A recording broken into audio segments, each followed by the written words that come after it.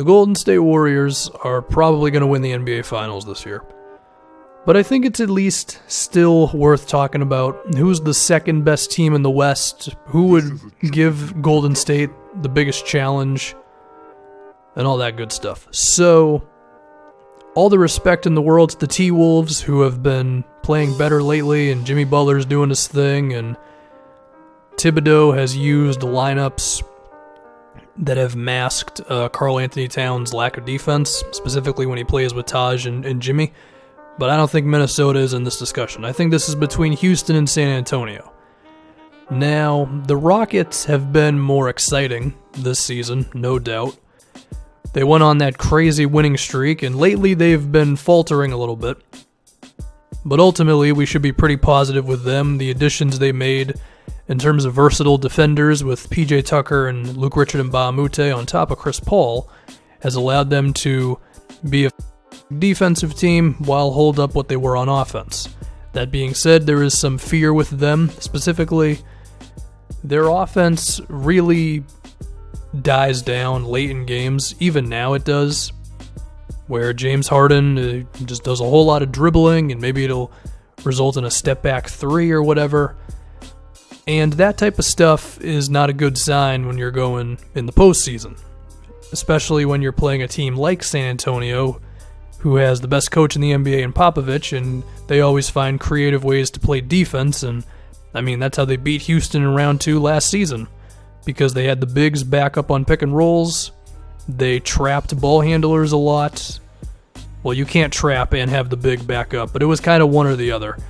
And they would never help off of the shooters, Eric Gordon, Trevor Ariza, Ryan Anderson, all that stuff. They wouldn't help. And Houston's offense was really stopped because of it. So if you go into a potential series with San Antonio, or maybe even not them, maybe Golden State, and your offense is just becoming really, really basic late in game, that's going to be a problem. Another thing that we should talk about with the Warriors and with the Spurs when it comes to what Houston wants to do in the playoffs is, given how pick and roll heavy the Rockets are, I mean, the Warriors and the Spurs have quite a few switchy defenders, right? Between Rudy Gay, Kawhi Leonard, Danny Green. Now, sure, for San Antonio, there are times when Harden might end up switched onto Aldridge, or he could end up on maybe Tony Parker, Patty Mills. So there are definitely mismatches that Houston could still get, but the Spurs are such a good defensive team that I feel like they could find ways to counter that. So, I mean, one thing that a lot of teams do is when you have your big come up for the pick and roll, so we'll say the guy that LaMarcus Aldridge would be defending, you can just switch right there. And you could have, like, Danny Green run up and have Aldridge switch on to Danny Green's guy, which then could create another mismatch. But you see what I'm getting at. There are counters to everything, and if you start getting into a counter battle with Greg Popovich and the San Antonio Spurs, I think you're going to lose. Now, on the flip side of things, for Houston, Spurs do have some bigs who have a tough time on defense, and they have to back up all the time, and you would think that Chris Paul and his mid-range game could be a counter for that. So, Houston versus San Antonio would definitely be an interesting series. I guess on the other side of things, on how Houston could potentially deal with the Spurs, I mean, they have a lot of defenders who can go at Kawhi Leonard. Between Mbah a Moute, Ariza, PJ Tucker, these are guys who I think are in the same vein as Kawhi in terms of strength and size and all that. And if the Spurs want to run some pick and roll basketball with him, then you could switch that, because that's why you acquire players like that. So it would definitely be an interesting series, but I do think ultimately, given what I've seen from the Spurs last season in round 2 against the Rockets, as well as just how smart of a team the Spurs are and the way Popovich just thinks of things, I do think ultimately, I think San Antonio's a little better than the Rockets. I think we've seen Houston's offense just become so basic in big games, and of course there was that Game 6, I believe it was, in Houston, where they just got trounced by a Spurs team that did not have Kawhi Leonard or Tony Parker. And I think I just have to side with the Spurs on this one. Now, is it possible that even with that super basic offense that can happen sometimes late in games, the Rockets could just hit a million threes, or they could just win isolation after isolation? Yeah, no doubt about it. But I got to side with Popovich and the Spurs on that one. Now, if we talk about, would San Antonio also be the best team to go at the Warriors? Because I think it is possible that the Spurs could be better against Houston, but Houston could be better against Golden State. I think that it's kind of weird, but I do think there can be some truth to that. And I should say, like, when I'm saying San Antonio can be better than Houston, I'm not saying they would, like, destroy them in a 7-game series. Like, it could very well go 7 games, and they could win by, like, 6 points, and it could be decided in the last 2 minutes of the fourth quarter. So it's not like there's some drastic disparity between Houston and San Antonio here. But what I'm thinking is Houston probably has more switch ability than the Spurs do. And I think, given just Golden State's firepower, your only real option to defend them might just be switching. Because if you give Steph Curry or Kevin Durant or Klay Thompson, if you give these guys a sliver of daylight because it takes you half a second longer to get around a screen, or you want to play some sort of conventional pick-and-roll defense where you trap and then you have another help defender come over, you got to be so precise on that stuff, and I don't think it's possible to be precise enough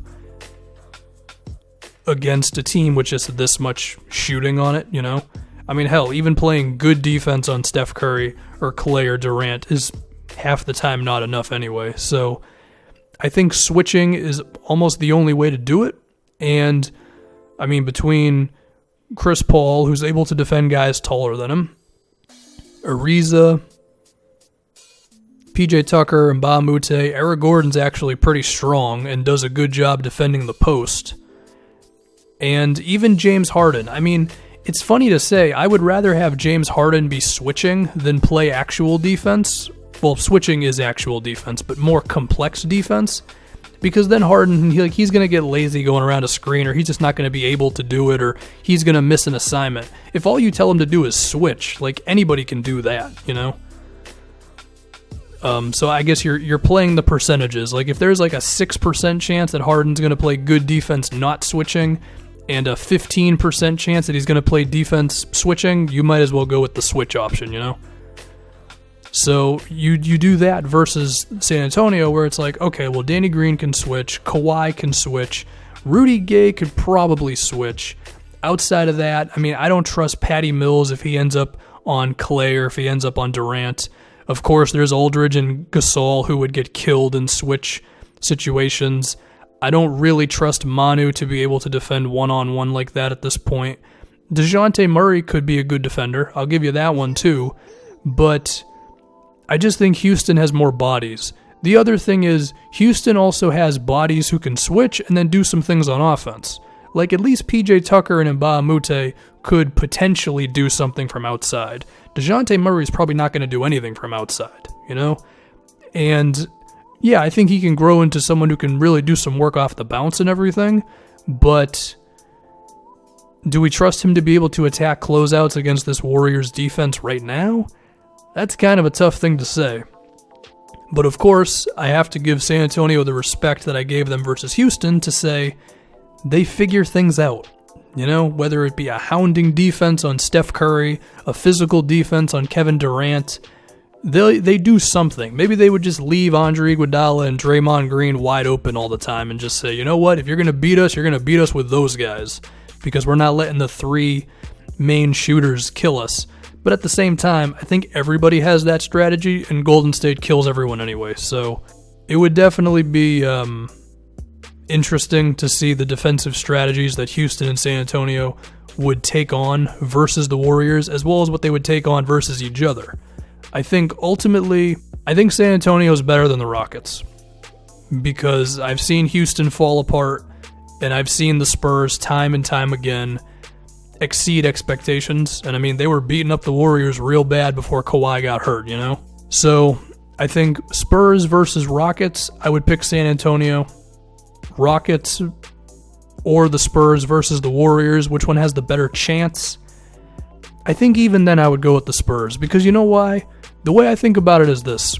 With all the additions that Houston has made to their defense, I think ultimately, PJ Tucker, Luke Richard, and Mbah, I think their offense or their offensive deficiencies are going to be too much to overcome in a series versus the Warriors, and it'll eventually turn into the Rockets need to outscore Golden State.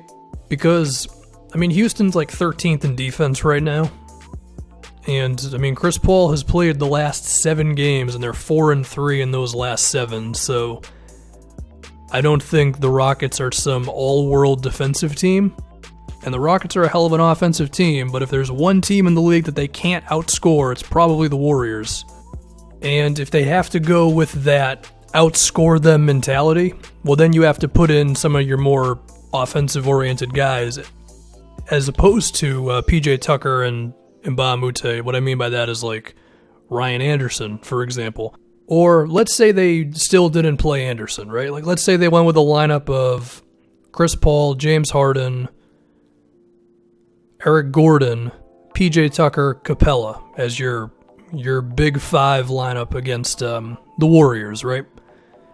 Even then, you still have Harden. I think Capella is beatable if you just put him in constant action. And then you got PJ Tucker, who they can leave wide open on the other end. You know? Basically, with Houston, they have too many specialists. Like PJ Tucker and Mbah, they're defensive specialists. Ryan Anderson is an offensive specialist. And, I mean, Golden State's really good, and sometimes that's all it takes for them to beat you. And I just respect San Antonio's defense so much more. Like, I don't think the Spurs' defense will fall apart against the Warriors. In fact, I think they would find ways to really bother Golden State. And if I'm looking at it in that respect, it's okay. Team A has to outscore the Warriors. Team B has to do what they've always done, which is play really good defense and surprise teams. Well, I'm going to go with option B in that respect.